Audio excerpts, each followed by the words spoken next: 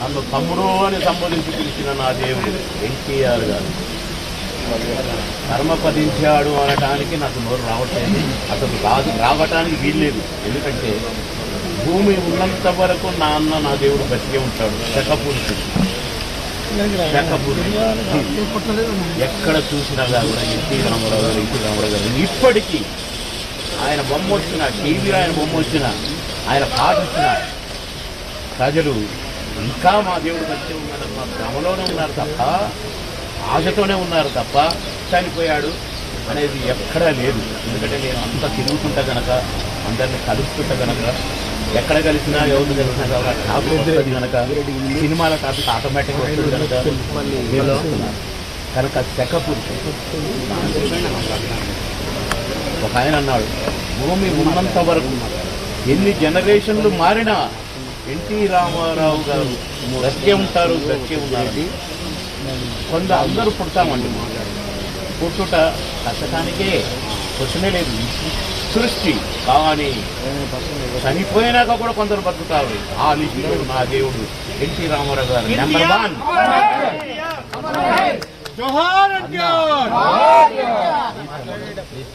అన్నగారికి వాళ్ళు వినాలి తమ్ముడు, అన్నగారికి కలిసి అందరూ వినాలి.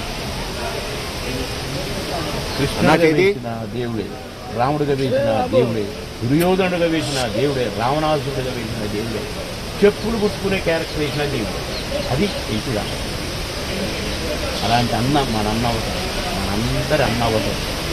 ఇప్పటికీ కూడా ఎన్టీ రామారావు గారు జిందాబాద్ అని అంటూ ఓట్లు కూడా వేసి మొన్న పంచాయతీ ఎలక్షన్లో నిరూపించారు. అన్న భక్తులు మనమందరంగా కూడా అన్నగారు భక్తులు.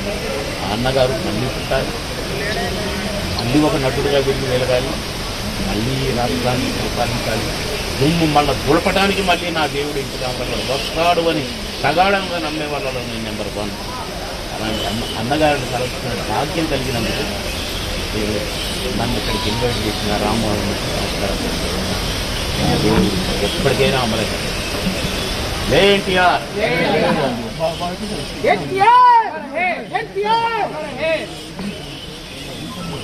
ఈరోజు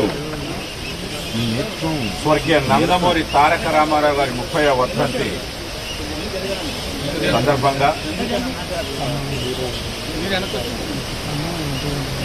ఎన్టీఆర్ అంటే తెలుగు ప్రజలు ఉన్నంత కాలం, ఇప్పుడే సోదరుడు బాబుమోహన్ గారు, నరసింహ గారు, పెద్దిరెడ్డి గారు, అదేవిధంగా సినీ నటులు కూడా ఎంతోమంది వచ్చి వాళ్ళు అర్చించడానికి వస్తూ ఉన్నారు.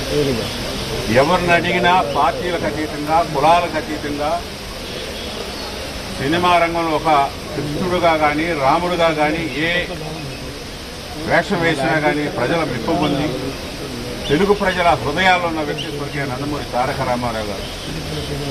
ఆయనకి ఆ స్థాయి తీసుకొచ్చిన తెలుగు ప్రజలకి నేను ఏమి చేయాలి, స్వచ్ఛమైన రాజకీయాలు, స్వచ్ఛమైన పరిపాలన తీసుకురావాలనే ఉద్దేశంతో ఆ రోజు తెలుగు ప్రజల కోసం తెలుగుదేశం పార్టీ స్థాపించి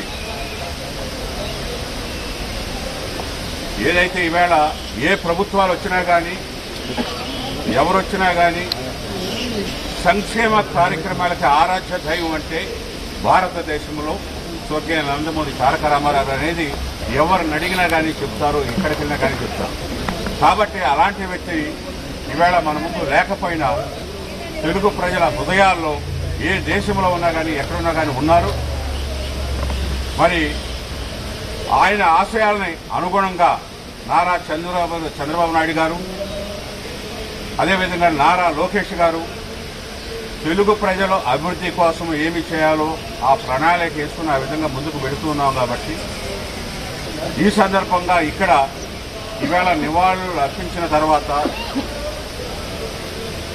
ఆంధ్రప్రదేశ్ అవ్వచ్చు, తెలంగాణ అవ్వచ్చు, ఎక్కడైనా కానీ తెలుగు ప్రజల హృదయాలు ఉన్నారు కాబట్టి, అభివృద్ధిని కోరుకుంటున్నారు కాబట్టి ప్రజలు ఇక్కడ కూడా తెలుగుదేశం పార్టీ కూడా మరి ఏదైతే పూర్వపు వైభవం ఉందో ఆ వైభవం వచ్చే విధంగా కూడా తెలుగు ప్రజలు ఆశీర్వదిస్తారని, ఆ విధంగా మా నాయకులందరూ కూడా పనిచేస్తారని, ఆ విధంగా ముందుకు వెళతాం.